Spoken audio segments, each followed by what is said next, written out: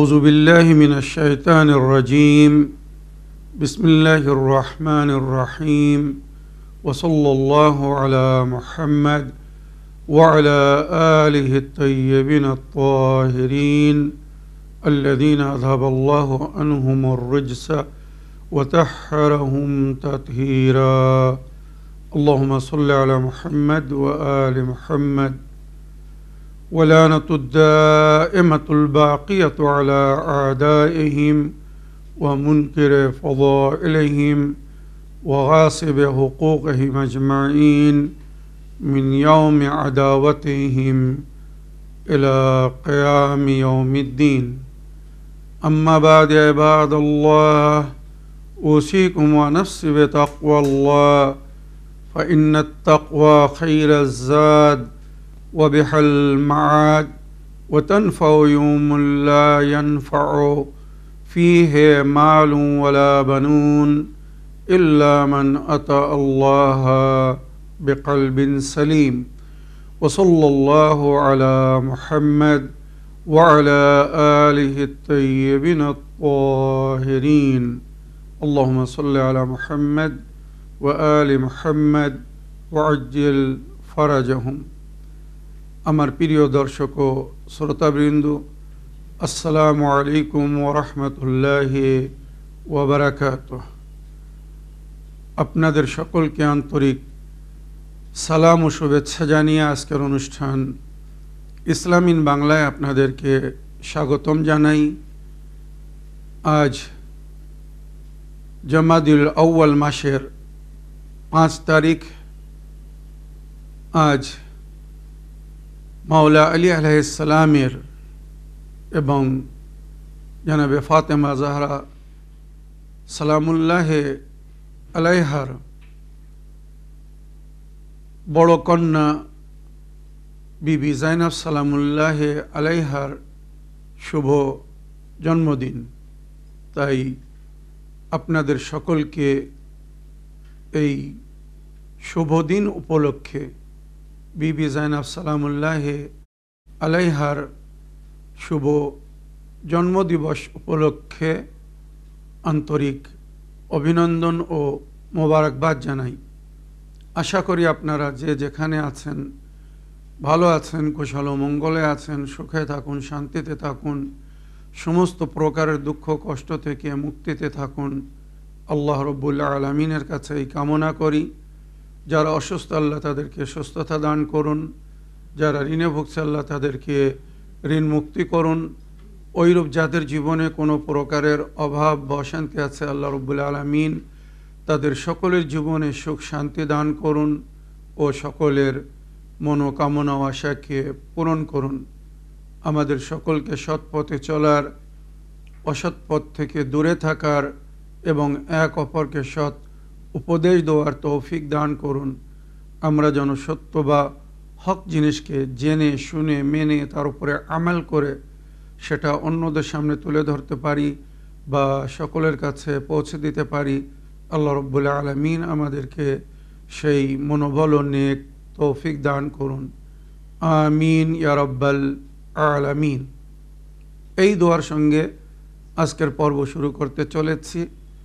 যেমন আমি খুতবার শুরুতে বললাম, আজ বিবি জাইনাব সালামুল্লাহ আলাইহার শুভ জন্মদিন।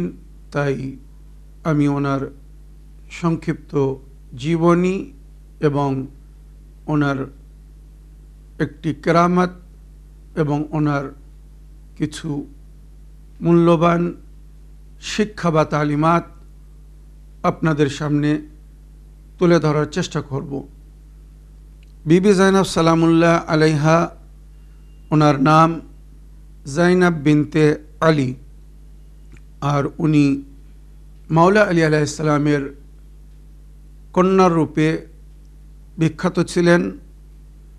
ওনার ডাকনাম ছিল উম্মুল হাসান, আর ওনার পদবী বা লাকাব আকিলায়ে বানি হাশিম, আলেমা গায়রে মুআল্লেমা, কামেলা, ফাদেলা ইত্যাদি। ওনার শুভ জন্মদিন 5 জমাদুল আউয়াল 5 হিজরি নইলে 6 হিজরি নবী করিম সাল্লাল্লাহু আলাইহি সাল্লামের ওয়াফাতের বা পর্দা নেওয়ার 6 বছর আগে বিবি জাইনাব সালামুল্লাহ আলাইহার জন্ম হয়। বিবি জাইনাব সালামুল্লাহ আলাইহার নাম স্বয়ং নবী করিম সাল্লাল্লাহু আলাইহি সাল্লাম রেখেছিলেন, যেটি ইতিহাসে উল্লেখ হয়েছে বা যেভাবে লেখা হয়েছে। हज़रत ज़ैनब सलामुल्लाह अलैहा का नाम पैगंबर अकरम ने रखा है। कहा जाता है कि जिब्राइल ने यह नाम खुदा की तरफ से पैगंबर अकरम तक पहुँचाया है। मैंने रवायत बोलছে বিবি ज़ैनब सलामुल्लाह अलैहाর এই নাম ज़ैनब আল্লাহর তরফ থেকে জিব্রাইল আমিনের মাধ্যমে নবী করিম সাল্লাল্লাহু আলাইহি সাল্লামকে বলা হয়েছিল, যেটি কিতাব আল খাসাইস ज़ैनबियाর মধ্যে লেখা হয়েছে। বিবি জাইনাব সালামুল্লাহ আলাইহা যখন জন্মগ্রহণ করেছিলেন তো মাওলা আলী নিজের কন্যাকে কোলে নিয়ে নবীর দরবারে নিয়ে আসছেন, নবীর কাছে নিয়ে আসছেন আর ওনার কোলে তুলে দিলেন। তখন নবী করিম সাল্লাল্লাহু আলাইহি সাল্লাম নিজের এই বড় নাতনিকে নওয়াসিকে কোলে নিয়ে চুম্বন করলেন আর বললেন, मेरी उम्मत के हाज़रीन गायबीन को मेरी नवासी ज़ैनब की करामत से आगाह करें। কত বড় কথা বিবি জাইনাব সালামুল্লাহ আলাইহার সম্পর্কে নবী তখন বলেছিলেন যখন বিবি জাইনাব ওনার কোলে ছিলেন। চিন্তা করুন যে আমার উম্মতের যারা এখানে হাজির আর যারা গায়েব, মানে যারা এখনো এই দুনিয়ায় আসেনি, তাদের সবাইকে অবগত করা হোক বা তাদেরকে বলা হোক আমার এই নাতনির, আমার এই নওয়াসির কেরামত বা ফজিলত সম্পর্কে। বা তহকিক মেরি নওয়াসি আপনি নানি হজরত খাদিজা কি तरह है। নবী করিম সাল্লাল্লাহু আলাইহি ওয়াসাল্লাম কি বলছেন, নিঃসন্দেহে আমার এই নওয়াসি, আমার এই নাতনি নিজের নানি খাদিজাতুল কোবরার মতো। যেমন খাদিজাতুল কোবরা দিনের প্রচারের কাজে পরিপূর্ণরূপে আমার সহযোগিতা করেছিল, ওইরূপ আমার এই নওয়াসি, আমার এই নাতনি আমার দিনের রক্ষার স্বার্থে, আমার দিনকে বাঁচানোর জন্যে আমার নাতি হোসাইনের পরিপূর্ণ সহযোগিতা করবে, সাথ দিবে, সমস্ত প্রকারের দুঃখ কষ্ট সইবে, কিন্তু নিজের ভাইয়ের ইমাম হোসেন আলাইহিস সালামের মিশনকে জালিম দুশমন বা শত্রুদের যে আশা ইচ্ছা বা উদ্দেশ্য সেটা সফল হতে দেবে না। যেমন খাদিজার সহযোগিতায় আমি আমার দিনকে দুনিয়ার সামনে তুলে ধরতে বা পৌঁছে দিতে সক্ষম হয়েছি, ওইরূপ এই বিবি জাইনাবের মাধ্যমে বা তার সহযোগিতায় আমার দিন রক্ষা পাবে।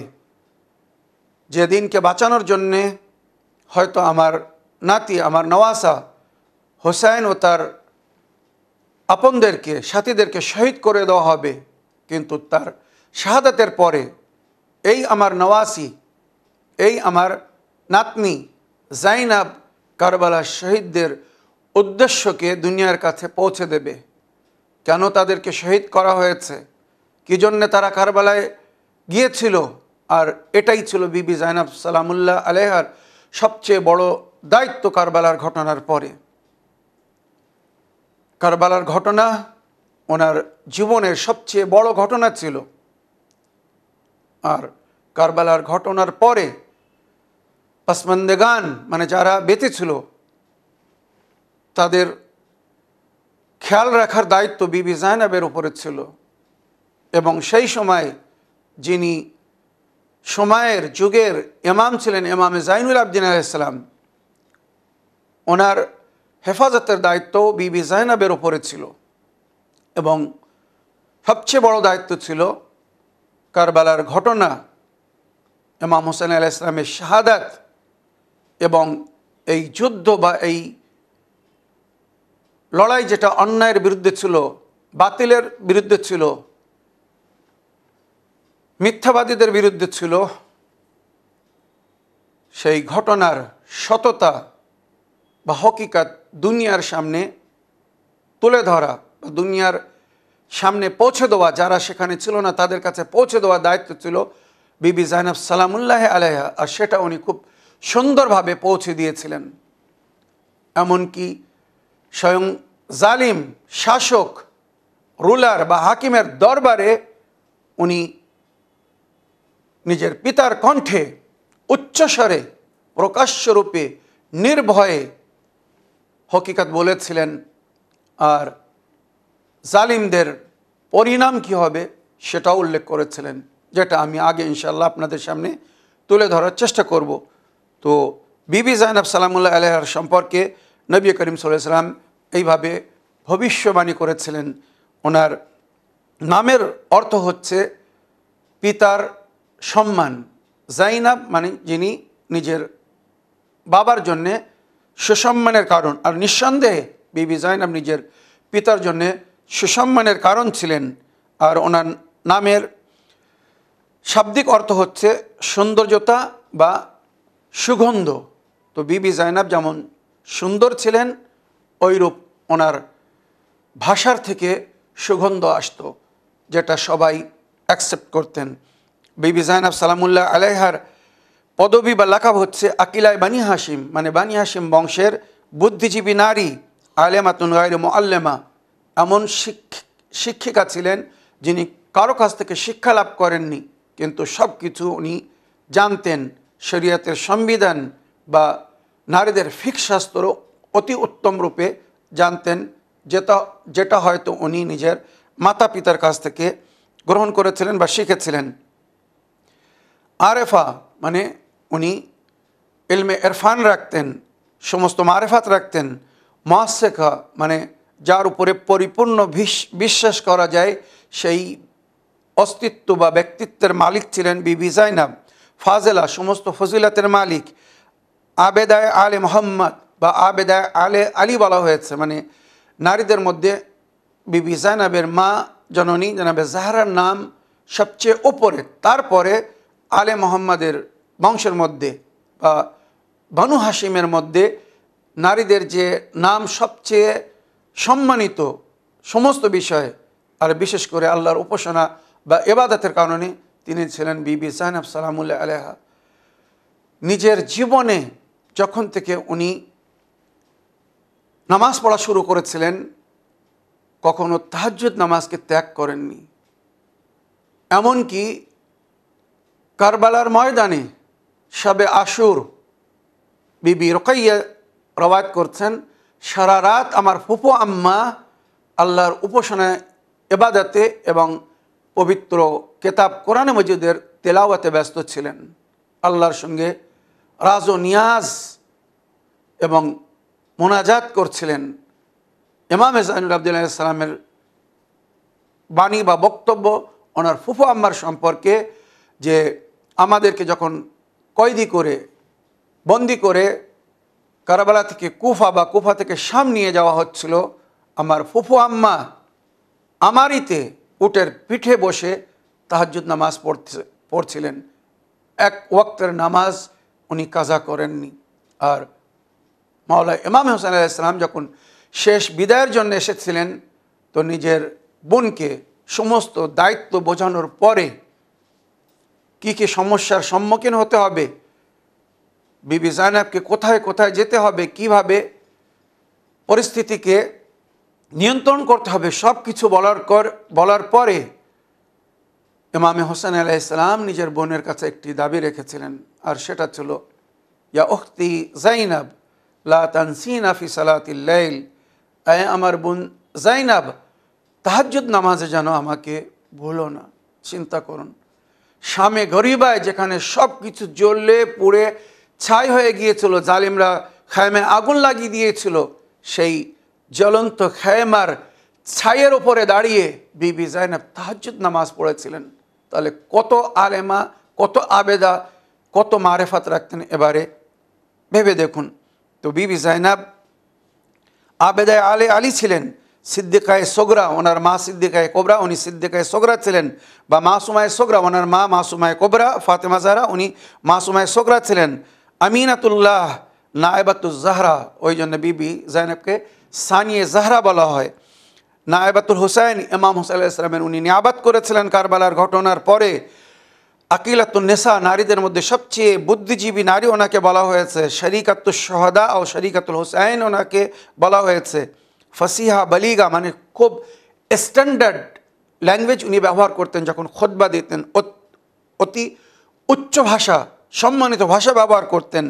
আর ওনাকে শেষ পদবী যেটা বলা হয়েছে সেটা হচ্ছে মেহবুবাতুল মুস্তফা। উনি নিজের নানা নবী করিম সাল্লাল্লাহু আলাইহি ওয়াসাল্লামের অতি প্রিয় কন্যা ছিলেন, মানে নওয়াসি বা নাতনি ছিলেন।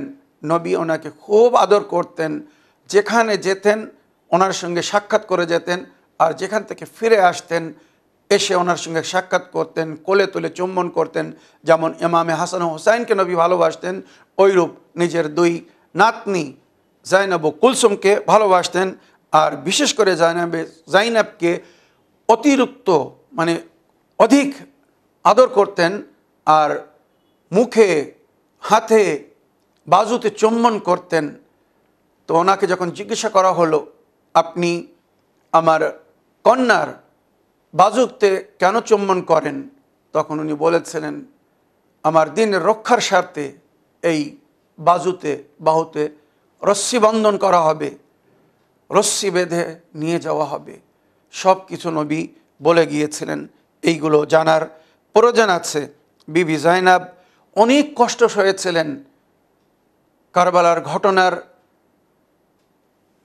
কথা আপনারা শুনেছেন, ওনার চোখের সামনেই সব কিছু ঘটেছিল। তারপরে ওখান থেকে কুফা থেকে শাম, এই পুরো রাস্তায় উনি যে কষ্ট সয়েছিলেন সেটা ভাষায় বর্ণনা করা সম্ভব না। তাই ওনাকে উম্মুল মাসায়েব, জাইনাব উম্মুল মাসায়েব বলা হয়েছে, মানে সমস্ত মুসিবতের মা। ওনাকে এত কষ্ট দেওয়া হয়েছিল। আর ওনার ওয়াফাতের তারিখ 15 রজব 62 হিজরি লেখা হয়েছে। আর ওনার পবিত্র সমাধি বা কবর দামেস্কে সৈয়দা জাইনাব বলে একটি এলাকা ওনার নামেই বিখ্যাত। ওখানে ওনার পবিত্র কবর, যেখানে সবাই জিয়ারত করতে যান। উনি মদিনায় জীবনযাপন করেছিলেন। মাওলা আলী আলাইহিস সালাম ওনার পিতা, জনাবে ফাতেমা জাহরা ওনার মা জননী, আর ওনার জীবনসাথী ছিলেন জনাবে আবদুল্লাহ ইবনে জাফর তৈয়ার। আর ওনার 5টি সন্তান ছিল, যার মধ্যে 2 জন কারবালার ময়দানে শহীদ হয়েছিল বা শাহাদাত বরণ করেছিলেন, মোহাম্মদ এবং অন। আর আলী, আব্বাস এবং কুলসুম ওনার একমাত্র, উম্মে কুলসুম ওনার একমাত্র কন্যা ছিল। ওনার বোনের নামও উম্মে কুলসুম, ওনার কন্যার নামও ওনার বোনের নামে রেখেছিলেন উম্মে কুলসুম। আর আলী এবং আব্বাস ওনার 2টি ছেলে ছিল ছোট্ট, যারা কারবালার ঘটনার পরে বেঁচে ছিল। এই যে সংক্ষিপ্ত জীবনী বললাম, আশা করি এর থেকে আপনারা লাভবান হয়েছেন। ওনার হেজাব বা ওনার পর্দার সম্পর্কে যদি আলোচনা করি, তো রওয়ায়েতে যেটা উল্লেখ হয়েছে, কারবালার ঘটনায় এক শহীদ ইয়াহিয়া মাজিনি, তার থেকে রওয়ায়েত যে আমি মদিনায় বা কুফায় আলী আলাইহিস সালামের বাড়ির খুব নিকটে, মানে প্রতিবেশী ছিলাম, বাড়ির পাশে আমার বাড়ি ছিল, আমি জাইনাবকে কখনো দেখিনি। চিন্তা করুন। আর বিবি জাইনাব যখন নিজের নানার কবরে যেতেন বা মায়ের কবরে যেতেন, তো সঙ্গে ইমামে হাসান হুসাইন বা মাওলা আলী থাকতেন। সামনে মাওলা আলী, 2 পাশে হাসান হুসাইন থাকতেন। এইভাবে জিয়ারত করতে যেতেন, যার কারণে কেউ কখনো বিবি জাইনাবকে সামনে থেকে বা সাইড থেকে দেখতে পায়নি, বিবি জাইনাবের চেহারা দেখেনি। এত পর্দাধারী নারী ছিলেন। তো বিবি জাইনাবের মান্যওয়ালি, যারা নিজেকে কানিজে জাহরা বা কানিজে জাইনাব মনে করে, তাদেরকে কত পর্দা মেনটেন করা উচিত। বিবি জাইনাবকে বা মা ফাতেমা জাহরাকে লজ্জিত করবেন না নিজেদেরকে ওনাদের কানিজ বলে, দাসী বলে, যদি আপনি ইসলামিক হেজাব বা পর্দা মেনটেন না করতে পারেন। এই কথা আমি আমার বোনদের জন্যে, ভাবিদের জন্যে বা উম্মতের নারীদের জন্যে, বিশেষ করে যারা নিজেদেরকে হযরত আলী আলাইহিস সালামের শিয়া বা জাফরি বলে, জাফরি ফেরকা বা মাওলা আলী আলাইহিস সালামের মান্যওয়ালা শিয়াদের নারীদেরকে কোনো প্রকারে বেপর্দা থাকা উচিত না। বিবি জাইনাব এত দুঃখ কষ্ট সওয়ার পরেও কিন্তু নিজের পর্দাকে ছাড়েননি বা ত্যাগ করেননি।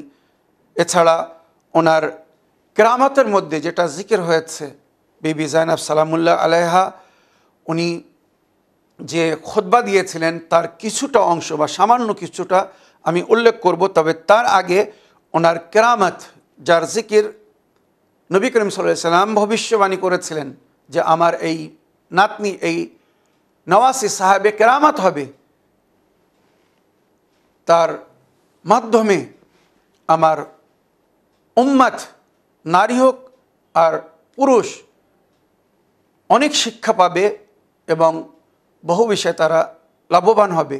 সুতরাং এখানে আমি এক সুন্নি আহলে সুন্নাতের এক কন্যার ঘটনা শোনাতে চাই। লিবনানের বাসিন্দা, ওখানকার আহলে সুন্নাতের বিখ্যাত আলিমে দ্বীন আহমদ কাবলান, তার সামনের ঘটনা, এক যুবতী সড়ক হাদেসায় বা দুর্ঘটনায় তার বুকের হাড় ভেঙে যায়। সঙ্গে সঙ্গে তাকে হসপিটাল নিয়ে অপারেশন করে তার হাড় পুনরায় নিজের জায়গায় বসিয়ে দেওয়া হয়।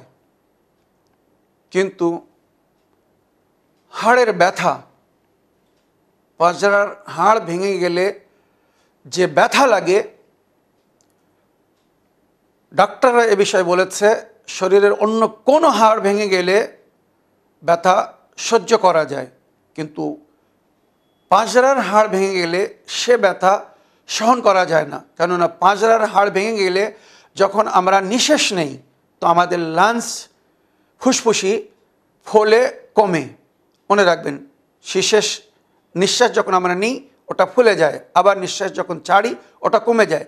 তো যখন নিঃশ্বাস নিই ওটা ফলে তখন ওই পাঁজরার হাড়ের সঙ্গে নাকি টাচ হয়, আর যেই টাচ হয় সেই একটা ব্যথা বা যন্ত্রণার অনুভব হয়। তাহলে তার মানে প্রতি নিঃশ্বাসের সঙ্গে মানুষ কষ্ট পায়, যন্ত্রণা পায়, ব্যথা পায়। এবার ভেবে দেখুন, ওই কন্যা খুব ব্যথা পাচ্ছিল। তো ডাক্তাররা সমস্ত প্রকারের পেইন কিলার, ওষুধ যা দেওয়ার ছিল দিল, কিন্তু সে নিজের ব্যথা থেকে বা যন্ত্রণা থেকে মুক্তি পাচ্ছিল না। সে ফরিয়াদ করছিল, চিৎকার করছিল। তার মাতা পিতা বারবার ডাক্তারদেরকে বলছিলেন আমার মেয়ে ঘুমাতে পারছে না, নিঃশ্বাস নিচ্ছে কষ্ট হচ্ছে, ব্যথা পাচ্ছে, কোনো উপায় করে দিন। রাত্রে, খুব গভীর রাত্রে, ভোরের সময় বড় কষ্টের পরে সামান্য কিছু সময়ের জন্যে তন্ত্র এসেছে, মানে নিদ্রা এসেছে। এমন সময় ওই যুবতী কন্যা স্বপ্ন দেখছে, কেউ তাকে বলছে তুই যদি তোর এই পাঁজরার হাড়ের ব্যথা বা যন্ত্রণা থেকে মুক্তি পেতে চাস তো মা ফাতেমার কবরে যা, তার জিয়ারত কর, তার কাছে দাবি কর, সে যদি সুপারিশ করে দেয় তোর পাঁজরার হাড়ের এই যন্ত্রণা বা ব্যথা থেকে তুই সঙ্গে সঙ্গে মুক্তি পেয়ে যাবি। কেননা পাঁজরার হাড় ভাঙার যে ব্যথা বা যন্ত্রণা ফাতেমার চেয়ে তো উত্তম কেউ জানে না। স্বপ্ন দেখার পরে ভোরের সময় সকালের আজান শুনে তার ঘুম ভেঙে গেছে। সঙ্গে সঙ্গে উঠে সে নিজের মাতা পিতাকে এই স্বপ্নের কথা বলছে। তখন তার মাতা পিতা লিবনানের যে বিখ্যাত আলিমের নাম নিলাম, ওনার কাছে গিয়ে বলছে যে আমার কন্যা এইভাবে স্বপ্ন দেখেছে, তার যন্ত্রণা বা কষ্ট থেকে মুক্তির একটাই পথ, আর সেটা হচ্ছে জনাবে ফাতেমা জাহরার কবরে গিয়ে যদি জিয়ারত করে আর ওনার তাওয়াসসুল যদি করে, তো হয়তো আমার কন্যা এই যন্ত্রণা বা ব্যথা থেকে মুক্তি পাবে। আহমদ কাবলান বা ওই বিখ্যাত আলিম বললেন, মা ফাতেমার কবর কোথায় আমি জানি না, এ বিষয়ে যদি তুমি সম্পর্ক করতে চাও তো কোনো শিয়া মাওলানার কাছে যাও, হয়তো তারা কবরের জায়গা বা ঠিকানা বলে দিতে পারবে। সুতরাং মাতা পিতা লিবনানের এক শিয়া বিখ্যাত আলিমের কাছে আসছে, এসে বলছে, হুজুর এইভাবে আমার কন্যা স্বপ্ন দেখেছে, মা ফাতেমার কবরে গিয়ে যদি জিয়ারত করে আর ওনার তাওয়াসুল করে তো আমার কন্যা এই ব্যথা যন্ত্রণা থেকে মুক্তি পাবে। আমার কন্যার ব্যথা যন্ত্রণা দেখে আমরা সইতে পারছি না, আমার একমাত্র কন্যা, কোনো উপায় বলে দিন, তার কবর কোথায় বলুন, আমরা সেখানে আমার কন্যাকে নিয়ে যাব। তখন শিয়া আলিমুদ্দিন বললেন, আমার ভাই, আমরা কেউ জানি না মা ফাতেমার কবর নির্দিষ্ট কোন জায়গায়। হ্যাঁ, ওনার বাসা যেখানে উনি উপাসনা করতেন, ইবাদত করতেন, সেই হুজরা বা রিয়াজুল জান্নাহ মসজিদুল নবাবিতে মেম্বার এবং নবীর কবরের মাঝখানের যে জায়গা ওখানে, আর নইলে জান্নাতুল বাকিতে, এই তিনটের মধ্যে কোনো একটি জায়গায় ওনার কবর হতে পারে। তবে নির্দিষ্ট এবং সঠিক জায়গা না জানার কারণে আমি তোমাকে কিছু বলতে পারছি না। তবে আমার মনে হয় তোমরা যদি তোমাদের কন্যাকে বিবি জাইনাব সানিয়ে জাহরার কবরে নিয়ে যাও, ফাতেমার কন্যা সানিয়ে জাহরার কবরে নিয়ে যাও, তো আমার মনে হয় তোমার কন্যা এই ব্যথা বা যন্ত্রণা থেকে নেজাত পেয়ে যাবে, সুস্থ হয়ে যাবে। আলেম দ্বীনের পরামর্শ অনুযায়ী মাতা পিতা সঙ্গে সঙ্গে ওই কন্যাকে নিয়ে শামে সিরিয়ায় বিবি জাইনাবের কবরের উপরে আসছে। এখানে এসে বা ওখানে গিয়ে ওই কন্যা নিজের পাজরার ভাঙা হাড়কে বিবি জাইনাবের শরীর সঙ্গে স্পর্শ করছে আর বিবি জাইনাবের সঙ্গে কথা বলছে, মা ফাতেমার সুকন্যা, আপনারা আপনার মায়ের কষ্টকে দেখেছিলেন, শুনেছিলেন, বুঝেছিলেন, আমি সেই কষ্টে ভুগছি, মায়ের ওসিলায় আমাকে এই কষ্ট থেকে মুক্তি দিন। এই বলে সে নিজের শরীরকে বিবির কবরের সঙ্গে জরির সঙ্গে স্পর্শ করে কাঁদছিল। কিছুক্ষণের মধ্যে এমন একটি শান্তির অনুভব করল যে তার পাঁজরার হাড় ভাঙেনি, যেন জুড়ে গেছে। আর যে যন্ত্রণা, যে ব্যথা প্রতি নিঃশ্বাসের সঙ্গে সে অনুভব করছিল, তার থেকে সে মুক্তি পেয়েছে। এটাই হয়েছিল বাস্তব, এটাই ছিল বিবি জাইনাবের কেরামত। যখন মাতা পিতাকে বলল, আমি আর কোনো কষ্ট পাচ্ছি না, কোনো অসুবিধে নেই, আমি আগের মতো পরিপূর্ণ সুস্থতার অনুভব করছি, ওই কন্যার যখন সিটি স্ক্যান করা হলো বা এক্সরে করা হলো বুকের, দেখা যাচ্ছে তার হাড় পরিপূর্ণভাবে জুড়ে গেছে, যেন কখনো কোনো ইনসিডেন্ট বা অ্যাক্সিডেন্ট বা কোনো হাদেসা হয়নি, পরিপূর্ণভাবে সুস্থ হয়ে গেছে। বিবি জাইনাবের সাদকায়ে ওসিলায় আল্লাহ আমাদের মধ্যে যারা অসুস্থ তাদেরকে সুস্থতা দান করুন, এবং যারা বিভিন্ন কষ্টে, ব্যথা, বেদনা বা যন্ত্রণায় ভুগছে, আল্লাহ মাওলা মুশকিল কোষা কন্যার সাদকায়ে বা ওসিলায় সেই ব্যথা বা যন্ত্রণা থেকে তাদের সকলকে মুক্তি দান করুন। এবারে আমি বিবি জাইনাব সালামুল্লাহ আলাইহার তালিমাত বা ওনার শিক্ষার একটি অংশ শুধু আপনাদেরকে পড়ে শোনাতে চাই সামান্য 5 মিনিটের মধ্যে। আশা করি এর থেকে সবাই লাভবান হবেন। বিবি জাইনাব সালামুল্লাহ আলাইহা কারবালার ঘটনার পরে নিজের খুতবার মাধ্যমে উম্মতকে যে কথা বলেছিলেন, যে শিক্ষা দিয়েছিলেন, मन दिए सुनुन। बीबी ज़ैनब सलामुल्लाह अलैहा की तालीमात में से जो आपने अपने खुतबात के ज़रिए उम्मत को बताया था, ऐ मेरे नाना की उम्मत, मेरे नाना मजलूमों के मददगार और ज़ालिमों के ख़िलाफ़ थे। ऐ अमर नाना उम्मत, अमर नाना मजलूमदेर सहयोगी सहकर्मी मददगार और ज़ालिमदेर बिरुद्धे छिलेन। हमेशा सच और हक बोलते थे, सब समय सत्य एवं हक कथा बोलतें, लोगों के साथ इंसाफ करते थे, अन्यदेर संगे न्याय करतें, किसी के साथ नाइंसाफ़ी नहीं होने देते थे, कारोर संगे अन्याय होते देते ना। और तुम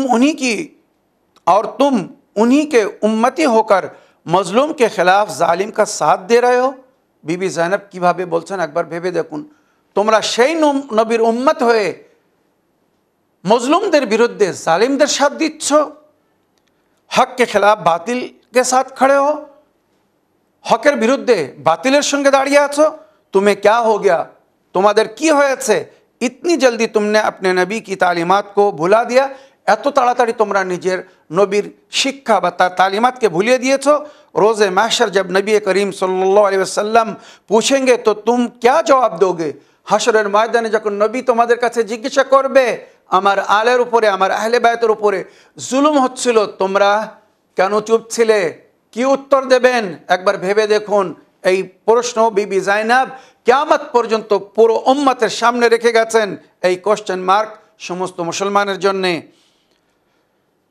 क्या तुम्हारे नबी बारहा नहीं कहा था? तुम्हारे नबी की बार बार एटा बोलेनনি उज़क्किरुकुम फी आहले बैती, उज़क्किरुकुम फी आहले बैती, আমি আমার আহলে বাইতকে স্মরণ করিয়ে দিচ্ছি, তোমাদেরকে আমার আহলে বাইতের সম্পর্কে বলে দিচ্ছি বা বলছি, স্মরণে রেখো আমার আহলে বাইতকে। হুব্বুহুম হুব্বি ওয়া হুব্বি হুব্বুল্লাহ ওয়া মান ইউহিব্বুল্লাহ ওয়া রাসূলুহু ইয়াদখুলুল জান্নাহ। আমার আহলে বাইতের ভালোবাসা আমার ভালোবাসা, আর আমার ভালোবাসা আল্লাহর ভালোবাসা, আর যে আল্লাহ ও রাসূলকে ভালোবাসবে সে জান্নাতে যাবে। ওয়া বুগদুহুম বুগদি ওয়া বুগদি বুগদুল্লাহ ওয়া মান ইয়াবগুদুল্লাহ ওয়া রাসূলুহু আলাইহি লানাতুল্লাহ ওয়া মাসিরুহুন নার ওয়া হুম ফিহা খালিদুন। আর মনে রেখো আহলে বাইতের সঙ্গে শত্রুতা, আহলে বাইতের দুশমনি, আমার সঙ্গে দুশমনি, আর আমার সঙ্গে দুশমনি মানে আল্লাহর সঙ্গে দুশমনি।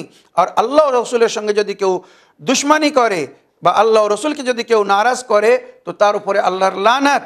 ওয়া মাসিরুহুন নার, আর তার ঠিকানা হবে জাহান্নাম। ওয়া হুম ফিহা খালিদুন, আর সেখানেই চিরস্থায়ী হবে, সেখানেই সর্বদাই থাকবে।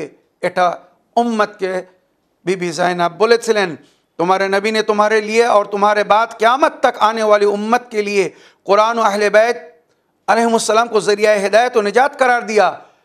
बीबी ज़ैनब কি বলছেন? তোমাদের নবী তোমাদের জন্য এবং তোমাদের পরে যারা কিয়ামত পর্যন্ত এই দুনিয়ায় আসবে নিজের উম্মতের জন্য কোরআন এবং আহলে বাইতকে হেদায়েতের জরিয়া আর নিজাতের ওসিলা করেছেন। মাসালু আহলে বাইতি কামাসালে সফিনাতে নূহ মান রাকাবাহা নাজা ওয়া মান তাখাল্লাফা আনহা ফাগারিকা ওয়া হাওয়া। আমার আহলে বাইতের উদাহরণ নূহ নবীর তরির মতো, যে এই তরিতে সওয়ার হবে সেই নিজাত পাবে, আর যদি কেউ এই তরিকে ছেড়ে দেয় সে ডুবে যাবে। তো बीबी ज़ैनब বলছেন कुरान एवं अहले बैत के नबी हिदायत और निजातर कारण करेছেন। जो उनसे मुँह मोड़ेगा वो गुमराह हो जाएगा। कुरान एवं अहले बैत থেকে যদি কেউ মুখ ঘুরিয়ে নেয় সে গুমরাহ হয়ে যাবে, পথভ্রষ্ট হয়ে যাবে।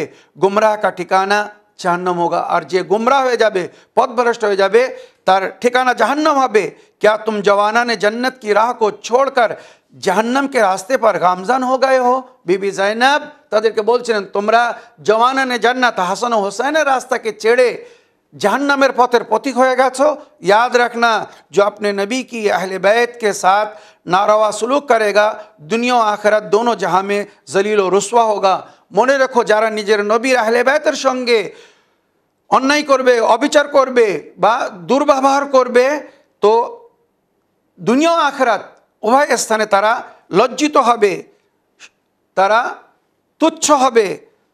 जलील হবে मैं तमाम उमूर को खुदा के हवाले करती हूँ। बीबी ज़ैनब শেষে কি বলছেন, আমি সমস্ত বিষয়কে আল্লাহর हवाले করছি। मैं तमाम उमूर को खुदा के हवाले करती हूँ। वो हमारे और जालिमों के दरमियान इंसाफ करेगा। আল্লাহ আমার এবং বা আমাদের এবং জালিমদের মাঝখানে ন্যায় করবেন, इंसाफ করবেন। और मजलूम का दिन यकीनन जालिम पर भारी होगा। और मजलूमদের সেই দিন, বিচারের দিন জালিমের উপরে অনেক ভারী পড়বে। खुदा अपनी आखिरी हुज्जत के ज़रिए इस खून नाहक का इंतकाम लेगा। खुदा निजेर शेष हुज्जत अर्थात इमाम मेहदी आलैहिस सालामेर माध्यमे এই नाहक এই রক্তের প্রতিশোধ নেবেন। डरो उस दिन से जिस दिन ना माल व दौलत काम आएंगे, ना कोई रिश्तेदार दोस्त अहबाब साथ देंगे। সেই দিনের ভয় করো যেদিন না ধন দৌলত কাজে আসবে, না কোনো আত্মীয় স্বজন, না কোনো বন্ধু বান্ধব বা কোনো সাথী কাজে আসবে। এই বলার পরে বিবি জাইনাব বললেন, উফাওযিজু আমরি ইলাল্লাহ ইন্নাল্লাহা বাসিরুম বিল ইবাদ। আমি আমার সমস্ত ওমর আল্লাহর হাওয়ালে করলাম। আল্লাহ সকলকে দেখছেন, নিজের বান্দাদেরকে দেখছেন, যারা অন্যায় করছে তাদেরকেও দেখছেন। ইনশাআল্লাহ একদিন ন্যায়ের জয় হবে, সত্যর জয় হবে, বাতিল দমন হবে। বাতিল পরস্ত বা যারা সত্যের শত্রু, সত্যের দুশমন, তারা শেষ হবে এবং পরকালে নরকে যাবে। এই বলে আমার আজকের বক্তব্য এখানে শেষ করলাম। আল্লাহ আমাদের সকলকে বিবি জাইনাব সালামুল্লাহ আলাইহার এই খুতবার মাধ্যমে যে উনি যে শিক্ষা দিয়েছেন উম্মতকে, এর উপরে আমাল করার এবং এগুলো বুঝে জেনে শুনে মেনে এর উপরে আমাল করে এটা আমরা যেন অন্যদের সামনে তুলে ধরতে পারি। আল্লাহ আমাদেরকে সেই তৌফিক দান করুন। আর মুনতাকিমে খুনে হোসেন বিবি জাইনাব যার সম্পর্কে বলেছেন, আল্লাহ নিজের শেষ হুজ্জত ইমামে মেহদি আলাইহিস সালামের মাধ্যমে কারবালার শহীদদের রক্তের প্রতিশোধ নেবেন। যখন যুগের ইমাম হবে, ইমাম ফিরে আসবেন, এই রক্তের প্রতিশোধ নেবেন। আমরাও যেন ওনার সঙ্গী বা সাথী হয়ে অন্যায়ের বিরুদ্ধে লড়াই করতে পারি আর যুগের ইমামের সঙ্গী বা সাথী হতে পারি। ওয়া আখিরু দাওয়ানা আলহামদুলিল্লাহি রাব্বিল আলামিন। ওয়াসসালামু আলাইকুম ওয়া রাহমাতুল্লাহি ওয়া বারাকাতুহু।